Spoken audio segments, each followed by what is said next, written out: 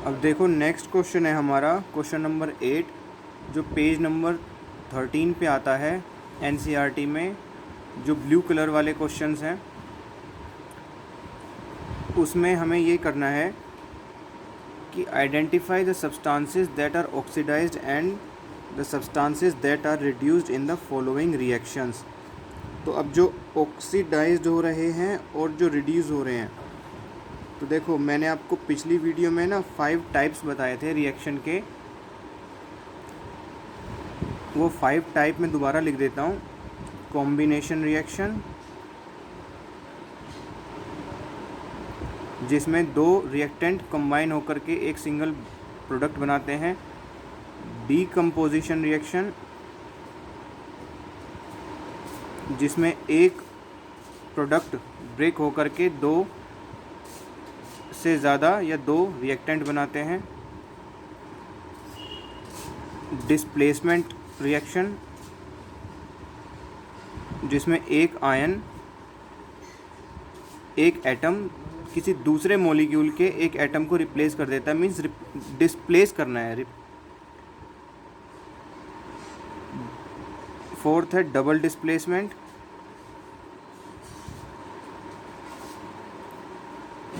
इसमें आयंस का एक्सचेंज हो जाता है। लास्ट है रेडॉक्स।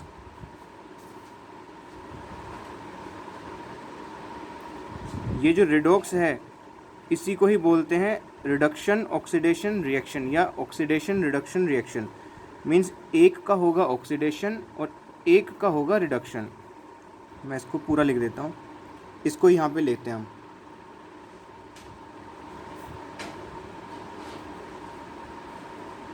ऑक्सीडेशन, रिडक्शन रिएक्शंस या रिडॉक्स रिएक्शंस। इसमें होगा क्या देखो,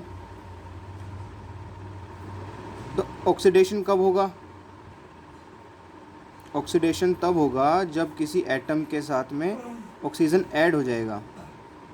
सिंपली एडिशन ऑफ ऑक्सीजन, इसका मतलब किसी अगर एटम के साथ ऑक्सीजन ऐड हो रहा है, इसका मतलब वो ऑक्सीडाइज्ड हो गया। या रिमूवल ऑफ हाइड्रोजन,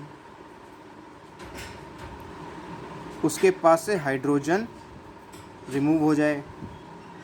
और रिडक्शन किसको बोलेंगे? रिडक्शन इसका उल्टा है। ऑक्सीजन अगर रिमूव हो जाए,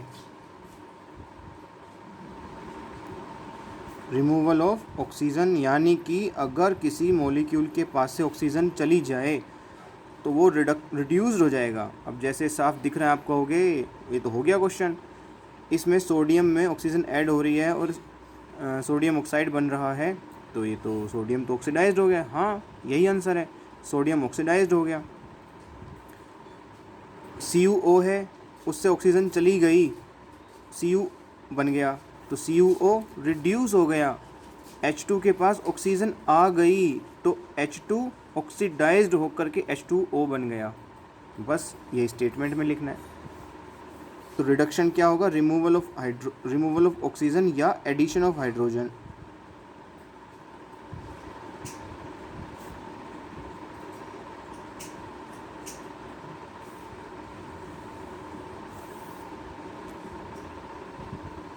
इसमें स्टेटमेंट वो लिख देते हैं यहाँ पे। पहले में क्या हो रहा है आंसर में? सोडियम इज़ ऑक्सीडाइज्ड टू, ऐसे लिख देते हैं और शॉर्ट पड़ेगा, Na इज़, क्योंकि क्या पूछा है? सब्सटेंस पूछा है, तो ये लो, ये sodium is oxidised to Na2O, ठीक है। और दूसरा O2 is reduced to Na2O, O2 is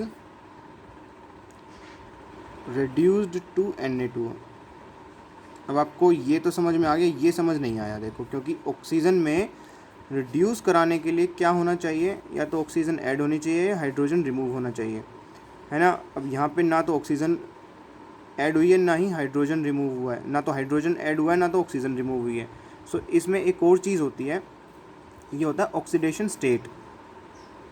ये वैसे तो 11th क्लास में आएगा डिटेल में, क्योंकि ये डाउट टॉपर बच्चों वाला डाउट है कि क्योंकि स्टेटमेंट आंसर में स्टेटमेंट तो लिखी होगी कि O2 is reduce to Na2O, लेकिन इसकी एक्सप्लेनेशन नहीं मिलती सही से। तो एक्सप्लेनेशन मैं बता देता हूँ, आप इसको ज़्यादा माइंड करो ही मत, क्योंकि ये 11th क्लास का कंसेप्ट है। इसको समझाने के लिए प्रॉपर टाइम चाहिए, प्रॉपर लेक्चर चाहिए। तो मैं आपको इतना बता देता हूँ कि O2 गैस है ना, अपनी एलिमेंटल स्टेट में है, तो इसका ऑक्सीडेशन स्टेट 0 है। और इस केस में मोलिकुलर स्टेट में Na पॉजिटिव आयन होता है ना, देखो जैसे सोडियम है तो इसका आयनिक फॉर्म क्या होगा, Na पॉजिटिव। अब ये क्यों होता है ऐसा, इसका आयनिक फॉर्म यही क्यों हुआ है, Na2 पॉजिटिव क्यों नहीं हुआ, ये अगली 11th क्लास का कंसेप्ट है ना। तो अभी हम इतना जानते हैं कि Na पॉजिटिव आयन होता है, और ऑक्सीजन जो आयन होता है ना, ऑक्सीजन एटम का जो आयन होता है वो O2 नेगेटिव होता है। तो इसका मतलब यहाँ पे O2 नेगेटिव में है, तो यहाँ पे Na तो प्लस होता है, इसीलिए तो बैलेंस करने के लिए 2 Na चाहिए है।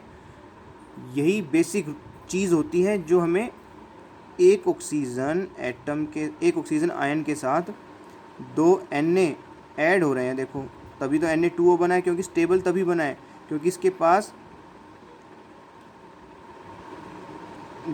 इलेक्ट्रॉनिक कॉन्फ़िगरेशन का खेल होता है इसमें। सो आप इसका अभी इतना समझो कि यहाँ पे 0 से ऑक्सीडेशन स्टेट जो थी ना, 0 से नेगेटिव में चली गई, इसलिए रिड्यूस हो गया।